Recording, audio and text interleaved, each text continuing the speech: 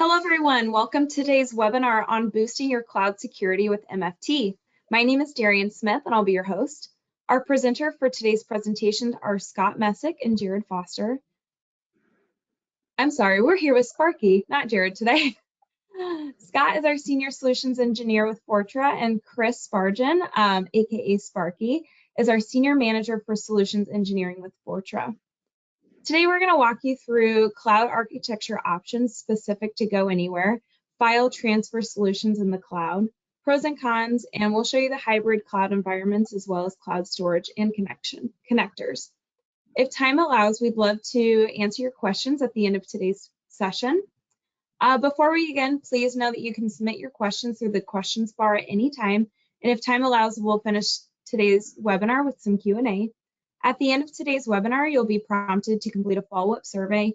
This survey helps us to know what topics you'd like to learn more about and to give us the opportunities to submit any questions you have after the webinar. If we're not able to answer your questions during the webinar today, we'll follow up with you afterwards to answer your questions. As a reminder, the session is being recorded and will be sent out to you afterwards. All right, we can get started. Now over to you, Scott. Thanks, Darian, and thanks to... Sorry, that was me. No problem at all. Okay, thanks, Darian, and thanks to the audience for taking the time out of your day to sit in on today's webinar.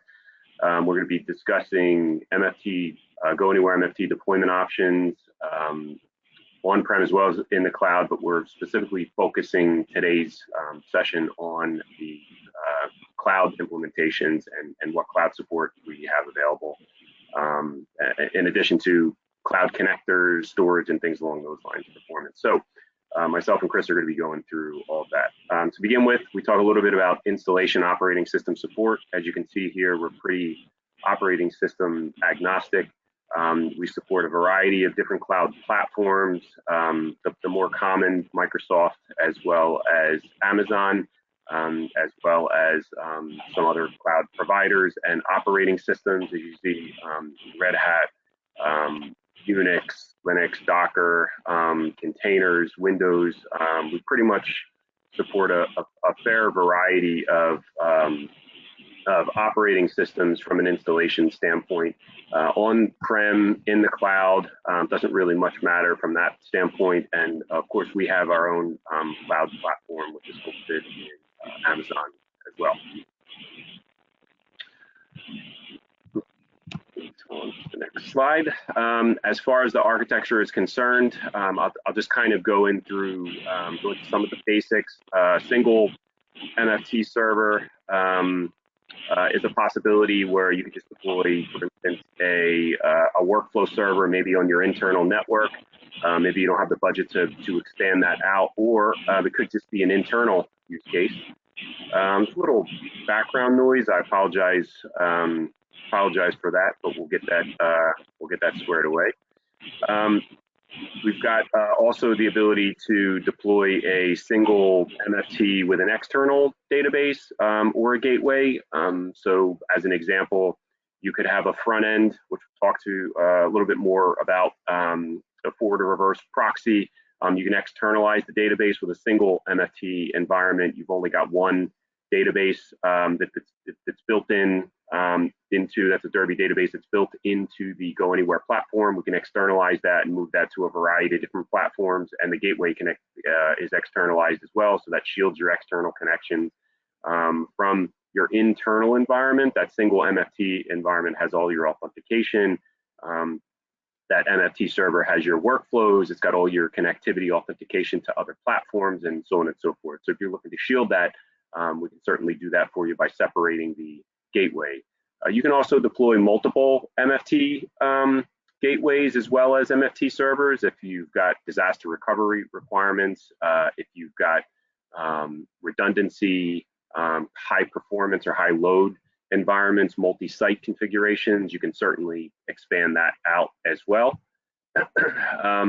You can do multiple MFT servers with a single gateway as well, or multiple gateways. So you've got different options from that standpoint. As far as your disaster recovery environment is concerned, that could be online or offline. Some of our customers have a disaster recovery environment that they only spin up during testing, or maybe when their production environment has an issue or a site failure or something along those lines, or it can be where both environments are online at the same time. Also highly recommended to have to separate a staging environment where you do your testing or your development. You can make backups or copies of configuration and move them into your production environment, so you don't have to kind of reinvent the wheel. As I mentioned, we've got a couple of different operating system support available, from whether it's on-prem or in the cloud. As you can see here, a couple of different things we can do with Windows, containers, IBM I. We support Mac, we support Docker, Linux, and so on and so forth. Our software just sits on top of your existing operating system. We've got cloud support, which we're going to be getting into in a little more detail here today. Everything from Azure to AWS, Google Cloud. There's a number of others that we support as well. And then we can host your cloud platform for you as well. From a support standpoint, just wanted to touch on the basics. As you can see here, you've got a couple of different options from that we've talked about from a deployment standpoint. It could be on-prem, it could be in your private cloud or public cloud, or we can host it for you.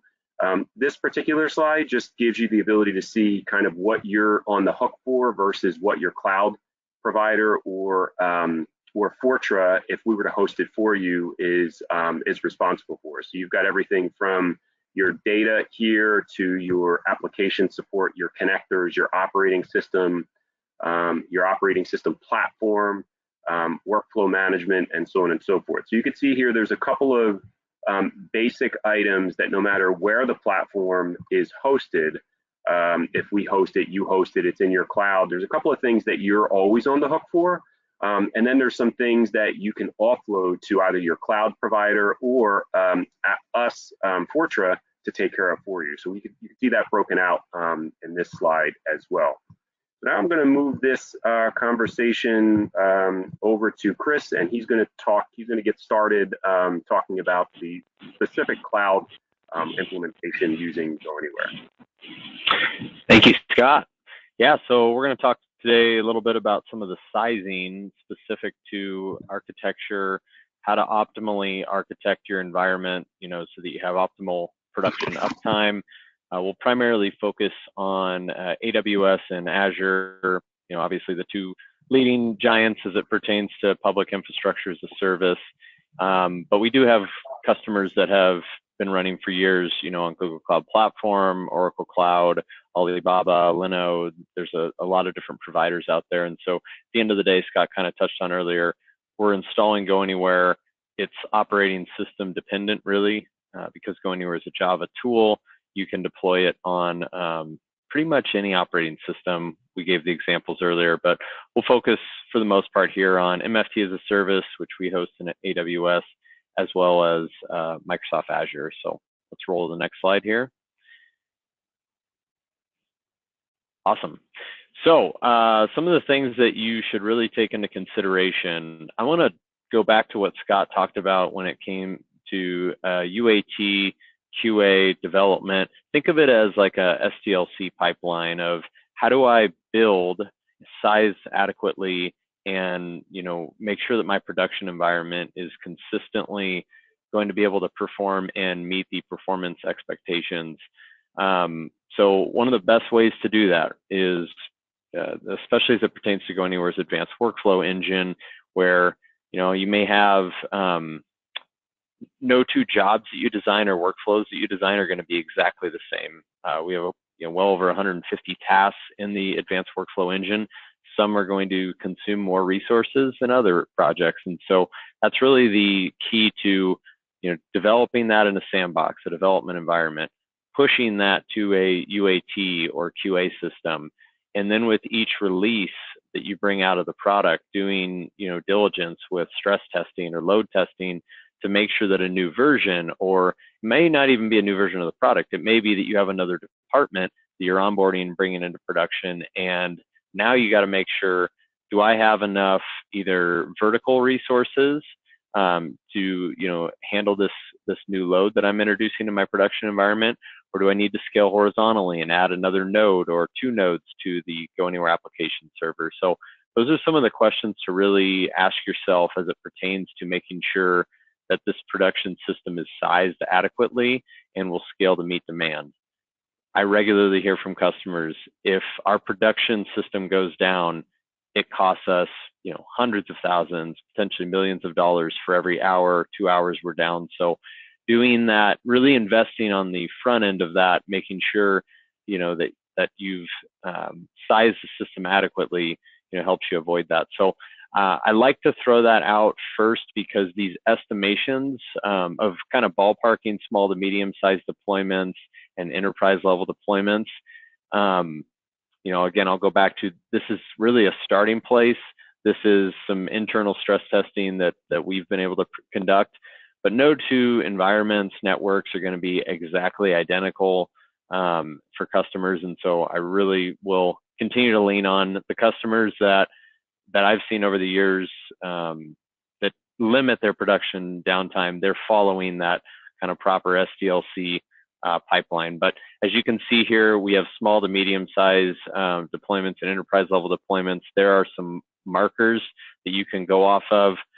Inbound and outbound just file transfers are going to be different than doing things like encrypting or translating files in the advanced workflow engine. So again, these are our high-level markers that we start with. Let's go ahead and roll to our next slide here, where we'll now talk about some of the sizing that is going to be applicable to the small to medium enterprise delegation. So we do have this for AWS and Microsoft Azure. As you can see here, we break these down. We do have an architecture guide that also has this for reference.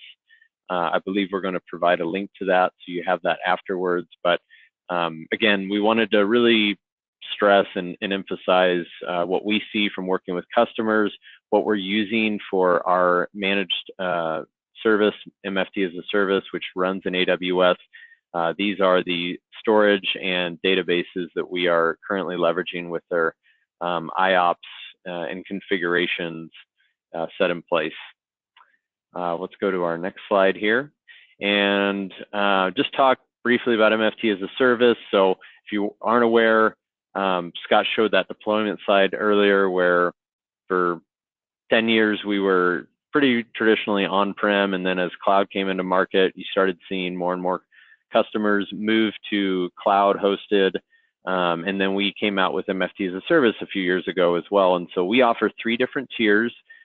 This is at a high level. We've got a single GoAnywhere gateway, single GoAnywhere MFT deployment, and then tier 2 still uses a single gateway, but we move to a dual MFT. If one of your EC2 application servers potentially has an issue, for some reason goes down, the other one can continue to operate, and you obviously horizontally scale. And then when you move up to tier 3, we throw more storage and we throw more compute into that one. Real quick, I would just, I guess, lay a caveat again. I'll go back to, if you're an enterprise deployment, you're pushing, we have some customers that are pushing multiple millions of files per day. Currently, MFT as a service, I would heavily recommend, you host that in your Azure, Google Cloud Platform, or AWS, or whatever cloud platform you choose. For the back to what I said earlier, it's at the end of the day, if you need to throw more resources at it, we don't offer that in MFT as a service currently. Tier 3, can put out quite a bit, upwards of about in between 5 to 7,500. It depends on what the transfers are doing, but 5 to 7,500 concurrent transfers is what we're really looking at for that at one time. And again, going to have to continually caveat, not all transfers are created equally. So best way to do this is test it and then push into production. But MFT as a service obviously takes, we're fine to sit on this one, that's fine. Go to this next slide.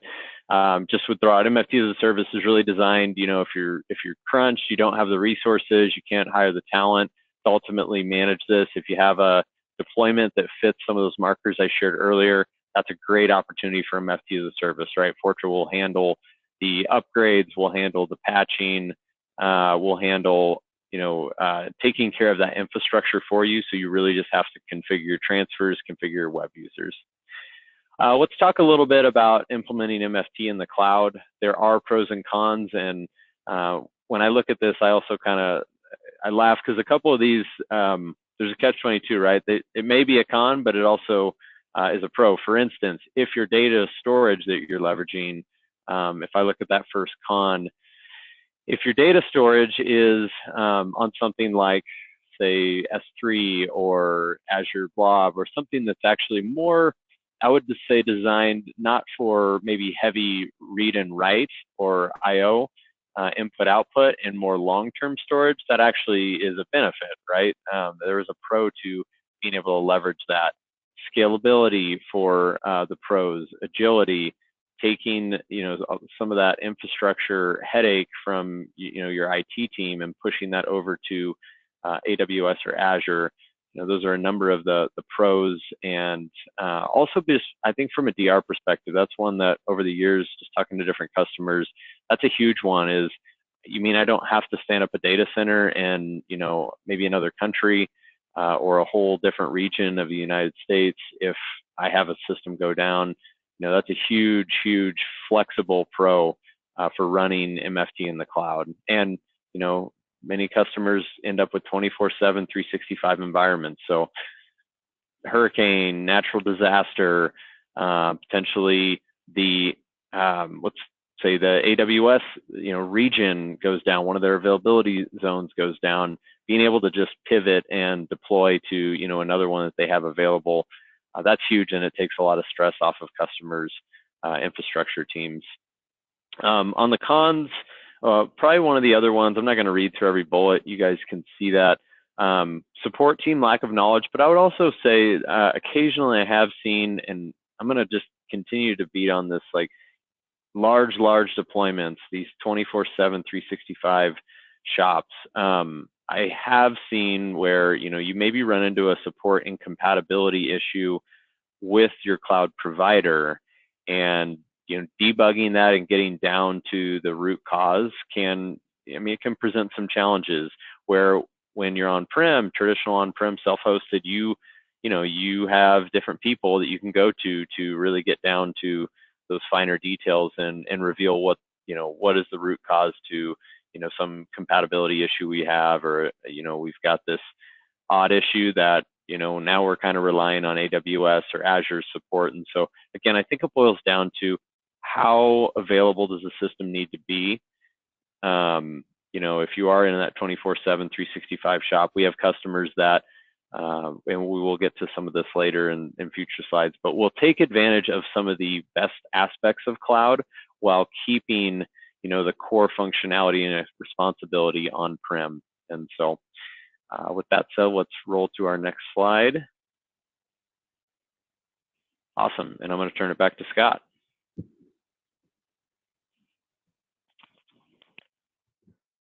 Okay, thanks a lot. Thanks a lot, Chris. So now we're going to talk a little bit more about best practices.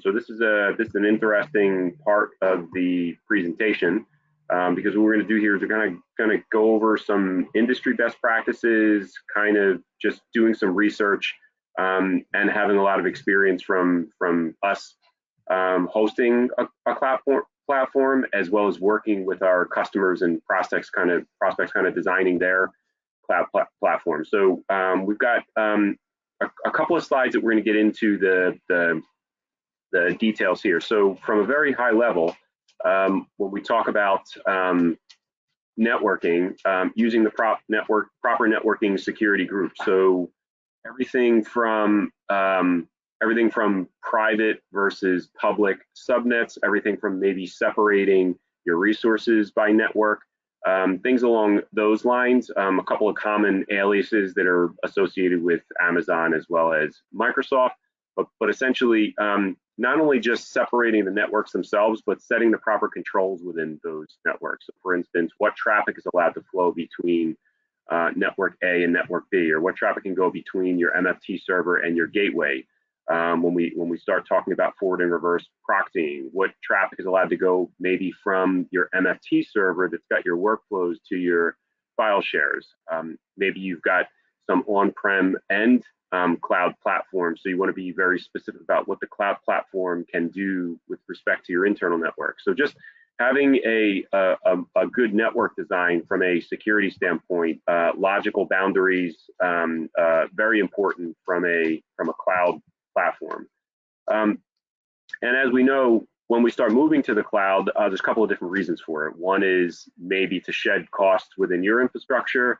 Another could be to that you don't want to continue supporting these platforms, hardware, and so on and so forth. Another is the push towards consolidating your platforms from, for instance, having one server doing multiple things. So one server could not only host MFT, but it might host other platforms as well.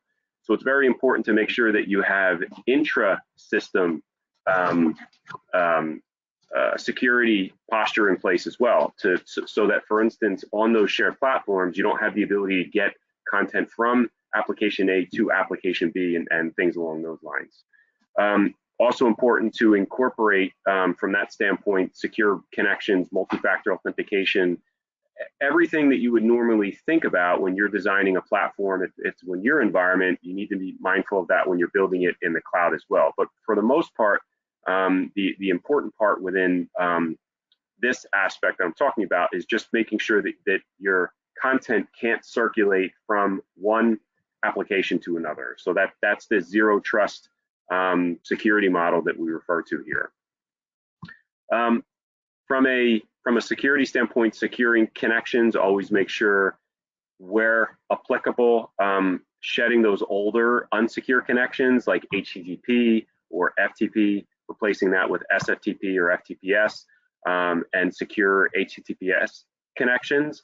That's important as well, making sure that traffic from point A to point B is not being intercepted and can't be read by anyone else. We talk a little bit here about web application firewalls. This is an important part. We actually have a web application firewall. We're going to talk about a little bit towards the end of this webinar. But just making sure that you have the proper tools in place to inspect traffic that's coming into the environment, to make sure that you're not getting a denial of service attack, you're not getting content flooding your network, that maybe that your application, whether it's GoAnywhere or any other application, doesn't have the capability to have the insight to look into what's actually coming in. And then as far as a forward and reverse proxy is concerned, making sure that those external connections can't work their way to your internal environment. And that's by virtue of a proxy, maybe outbound connections as well, to make sure that your internal applications, when you're connecting to the external world, maybe to drop off files, or maybe even to update your platforms. Think about it in terms of security patches and things along those lines. It's important to have a proxy in between your internal devices that are looking out to the network to get those updates, to make those connections to the external trading partners or other applications that your internal applications need to communicate with. Shield them with a forward proxy. And then for your internal connections, your inbound connections from the outside world, very important not to allow them to connect to your internal resources. Why? Because you don't want the ability for an external connection to be able to communicate with an internal resource that has access to all of your other internal resources.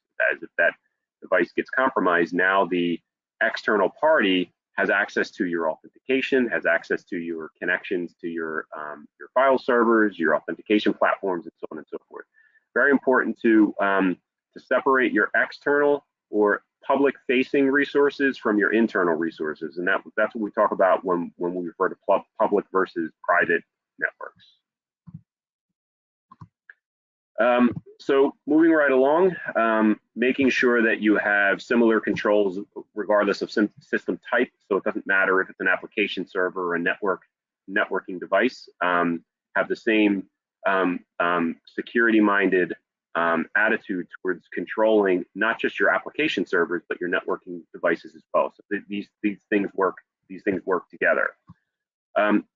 As far as when you're deploying to the cloud, you may be a smaller or larger organization. There could be some internal reasons why certain platforms need to be hosted within Microsoft and others may need to be hosted possibly within Amazon or Google Cloud or some other cloud platform. And so it could also be in the same hosted environment, maybe Microsoft, or maybe you've made a decision just to move to Amazon. Point here is that when in the old days, when you had everything on-prem, you typically had a tool to manage everything from patching to monitoring network traffic to managing devices, looking at authentication configurations and patch levels and so on and so forth, vulnerability scanning. Just make sure that when you consider moving to the cloud, nothing really changes from that standpoint. These solutions in the cloud do not come with automatic patching mechanisms, automatic vulnerability scanners, and things along those lines. So nothing changes from that standpoint. What is, however, important is that you don't have to be supporting multiple tools deployed, maybe one in the cloud, maybe one on-prem. You should try to look for a centralized tool that gives you the ability to manage all of that. This way you have one console where you can go to, you can look at all of your devices, possibly your networking devices. Understood, maybe there's some reasons why you need to just separate some of the networking devices, but if you have the ability with centralized tools to look into not only your applications but your network devices on-prem or in the cloud, that's key, because now you have one place where you can go to get all of your patch levels, to run all your vulnerability scanning. Very important from a management standpoint to consider all of that. As far as incidents and anything that may happen in the cloud, again, nothing really changes from an on-prem environment. You want to make sure that you get proper alerts. If, for instance, from an authentication standpoint, maybe repeated authentication failures or something along those lines. Banned if we start talking about content scanning for MFTs, we have a solution that scans files that come into MFT. As a reminder, MFT is responsible for your workflows and securing your connections, but it's MFT or GoAnywhere and other file transfer platforms, they are not content scanning. They don't have content scanning engines built into them. So we have a solution, a sidecar solution, which intercepts all of the traffic that comes into GoAnywhere. Developers have worked together to implement that. And so now, maybe you're not so concerned if a file of a banned file type, like an executable or something like that, comes in. You want to block it, maybe send a notification.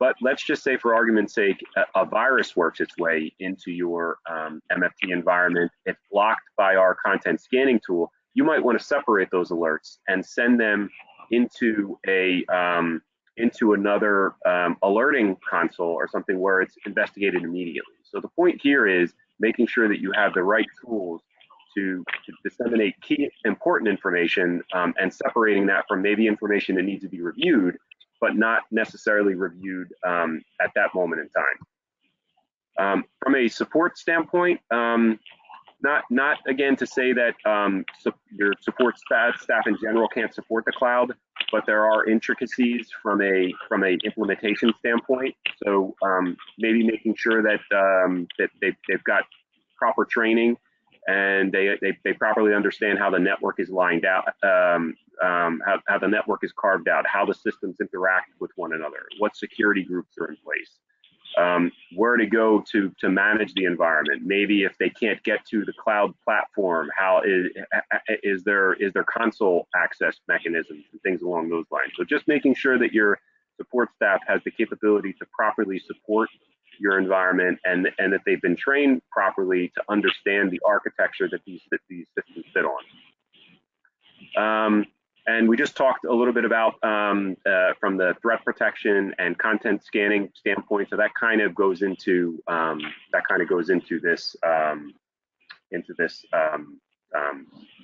conversation as well. And then one more slide that I'm going to go over here before I'm going to kick this back over to Chris is just talking about implementing GoAnywhere in a hybrid cloud environment. So again, very important that when this is designed, there could be reasons why you need to put certain mechanisms like agents or connections from a cloud platform to your internal network. So again, this goes back to making sure that you have the right tools to manage and the right and that your support staff has the capability to understand how everything has been mapped out. As you can see here, maybe I've moved some of my some of my GoAnywhere environment or my application to the cloud, but I've got other elements that are on-prem that you can see by how this schematic is mapped out. So we just want to make sure, so we support this, GoAnywhere fully supports this configuration. You just want to make sure that your support team has the ability to understand how this is architected and that they can properly support this. So you can see you've got the cloud platform that maybe has your core infrastructure, your inbound connections, and then maybe in the cloud, your front end, that's got all your connections, your authentication, and so on and so forth. But then you've got storage or other applications that you need to communicate with that could still be on your internal network. So we have the full capability to do that within GoAnywhere, making sure being mindful of your security requirements and secure connections from the cloud back to your local platform. But this just kind of goes into some of the basics of what's supported from that standpoint. So Chris is now going to talk a little bit more about our cloud connectors and cloud storage support. Yes, and Scott, could you real quick back up to that last slide? I just want to point out two things real quick. So GoAnywhere agents are our elegant solution of ultimately achieving this hybrid cloud environment. And so I wanted to point out, while this schematic here really kind of shows how you could leverage this if, say, you were using MFT as a service, or if you went and deployed GoAnywhere MFT out in AWS. This shows you how you could run our agents in Azure or on-prem.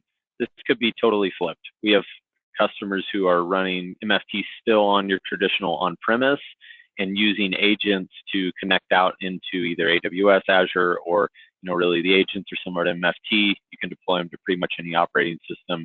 So as long as you have that network connectivity, that allows you to extend, GoAnywhere to the environment that the agent is deployed within. And then, the key takeaway with that is some of the agents in the industry are very specifically hub and spoke models, almost like endpoint for just moving a file to it or grabbing a file from it and bringing it back. Our GoAnywhere agents are, they're like lightweight workflows that are built into agents, and so it really allows you to extend your MFT functionality to that separate network or environment, and connect to resources within that network specifically. The other thing I wanted to just point out on this is occasionally we'll get the question of, I get using GoAnywhere Gateway in my traditional on-prem where I've got a DMZ and an internal network. Do I really need the gateway out in AWS or Azure where I don't have all the traditional resources, or I'm not punching a hole in my internal firewall? And so I'll just kind of answer that one from what I've seen working with different customers. Some choose not to use the gateway. I think it really depends on what type of data do you have flowing through MFT and what type of data do you have available to the application server. Typically, I've heard security team members step in and this would be on the customer's behalf. Their security team steps into some of these conversations and says, well, we really would prefer if internet connections don't connect to the system that has access to where the user data resides. Well, the gateway, say there's an issue with the application server on the gateway.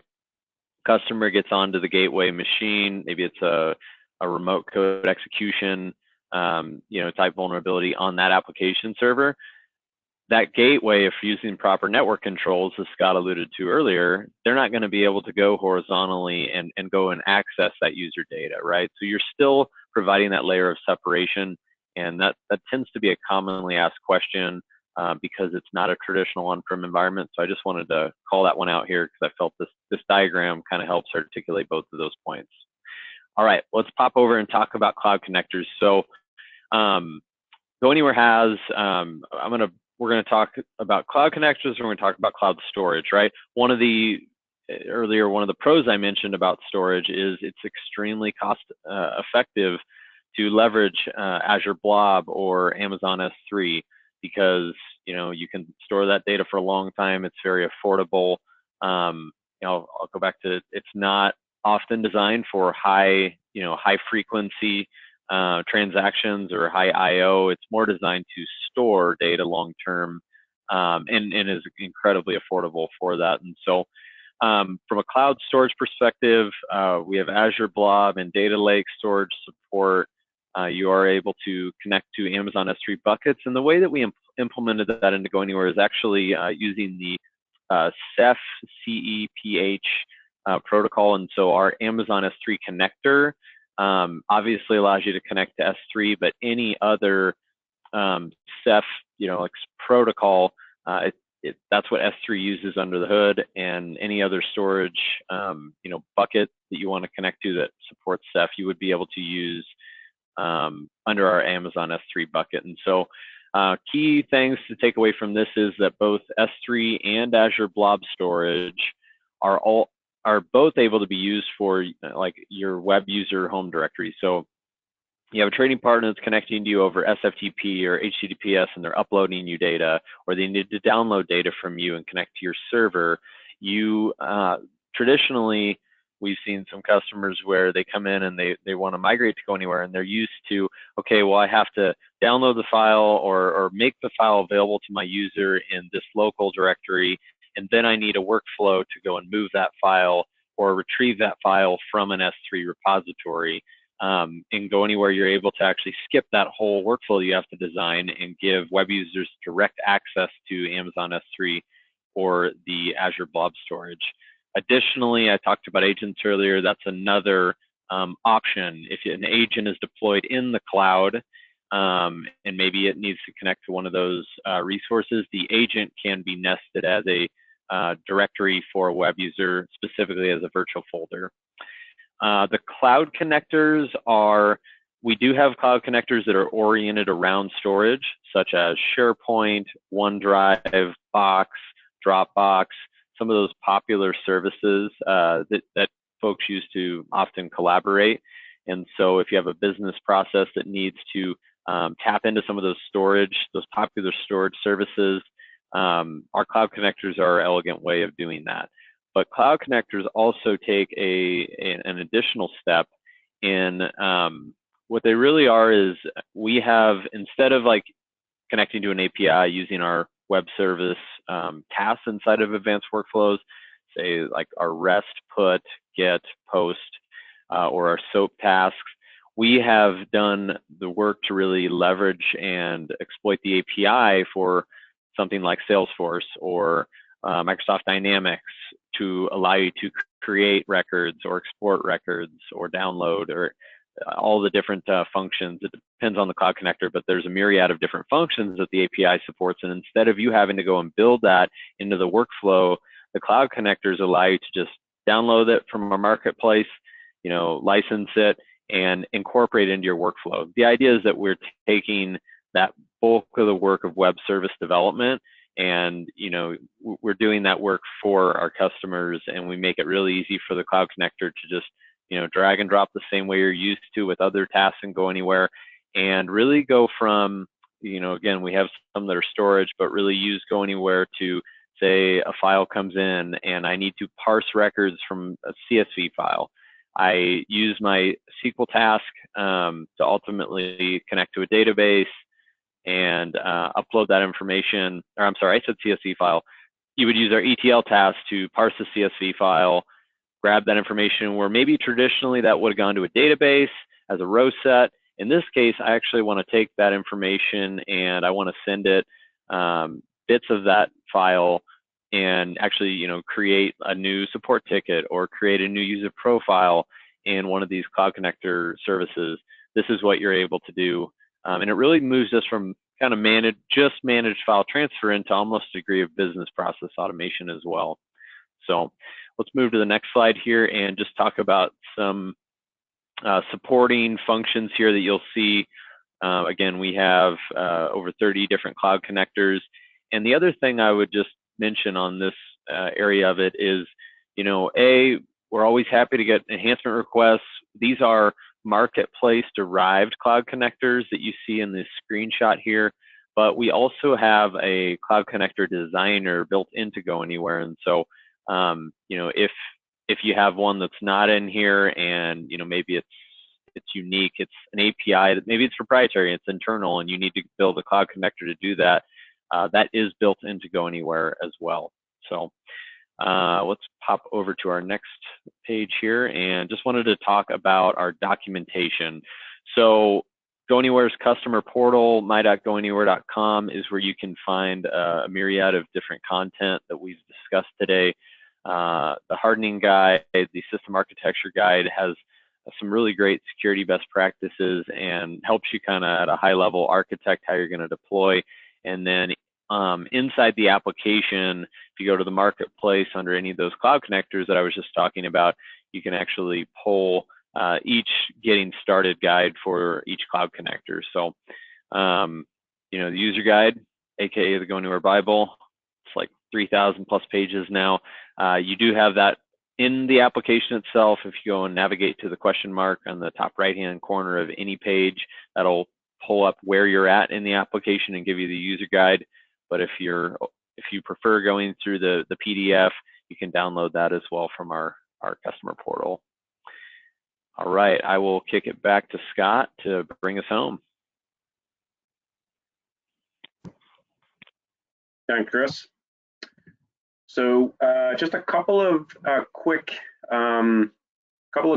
slides to go over a few add-ons that we have. These are add-ons to GoAnywhere that enhance our managed file transfer solution.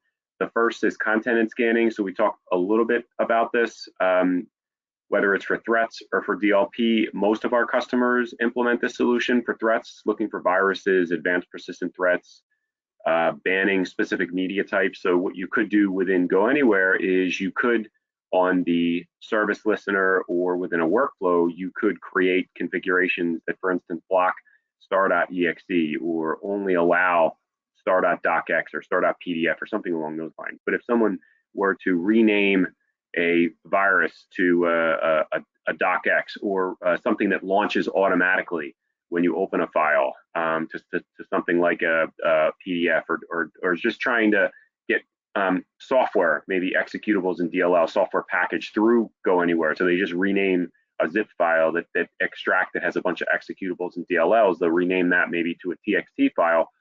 GoAnywhere can't pick that up because it's working off of the file extensions themselves. Whereas when you add the ClearSwift solution to it, now we can identify the true file type. Basically, we can see it's an executable or it's got DLLs or something along those lines. We can scan in zip files. We've got optical character recognition support for if you're looking for DLP controls, advanced persistent threats, virus protection. And so sky's pretty much the limit from a content scanning standpoint. File is uploaded into GoAnywhere. GoAnywhere intercepts the file a couple of different ways, depending upon what your use case is. Sends the file, puts the workflow on hold, locks the file, sends the file to our ICAP gateway. It's a sidecar. It's right next to the GoAnywhere MFT server or servers. Multiple ICAP gateways can exist. Scans the file, sends the results back to GoAnywhere, and then you determine within GoAnywhere what you would like to do with that file. So helps you from a security standpoint enhance your GoAnywhere managed file transfer content scanning. Alert Logic, this is one of our newer add-ons, along with the next one that I'm going to discuss as well. So now we can take, add the packet scanning analysis, excuse me. We can intercept that traffic, as you can see here, scan it for threats.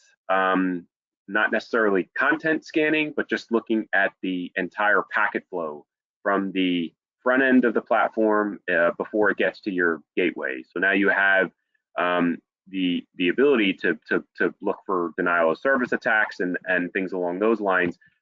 Definitely something to strongly consider. Allows for we can help you with the management of it. Of course, you can also manage it, but basically just with how threats are advancing every day, a strong consideration from a networking standpoint would be to consider putting a web application firewall in front of your GoAnywhere platform. So we've got that solution now in-house, and you can contact us to get a little more details about it. And then finally, we have our Digital Guardian secure collaboration solution. This allows for you to essentially ring fence files, put controls on files. So when a file is transferred, we know that it's transferred securely via GoAnywhere. We don't really know what the audience is doing with the file. We're not really sure if for instance, if you're using secure mail, think about it from an email standpoint, you could have 3 different John Does that you're working with, and the spell checker, excuse me, not the spell checker, the check name, the Outlook cache configuration perhaps pulls up the wrong John Doe, and now a secure file is sent, of course, securely via MFT, but the audience on the other side maybe isn't the right person. So what we can do is we can place security authentication controls on those files before they're sent. We've got workflows that we could build to help you out with that as well. Now, when the recipient gets the file, they have to authenticate to our Digital Guardian secure collaboration solution in order to be able to access the file. They can't download that file, put it on a USB, and try to access it off their network, or maybe on a laptop with the Wi-Fi disabled, not connected to any network. There still need to be able to authenticate.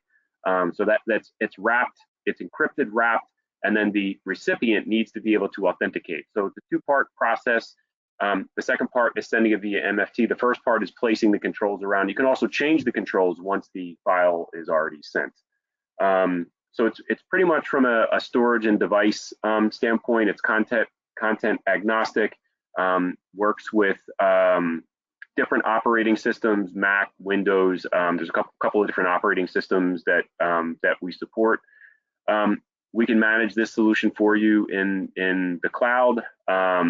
All the activity is logged. Like I said, you could change the permissions on files, and there's a full audit trail as well. So with that being said, thank you for taking the time out of your day to meet with us. And I'm going to kick this back over to Darian, because I think we have some questions that have come in from the audience. Hi, yes, we unfortunately are up on time. That was really great information. And thank you, Scott and Chris, for joining us and providing that information. I really appreciate it. And thank you all for joining us today. So please don't forget to fill out the survey that's following this webinar. That way we can provide you with more webinars on topics you want to hear about. You'll also be able to submit any questions that we weren't able to answer during today's webinar. And as always, please feel free to reach out to us if you need anything. Thank you again, and we hope to see you at our next webinar. Bye, everyone.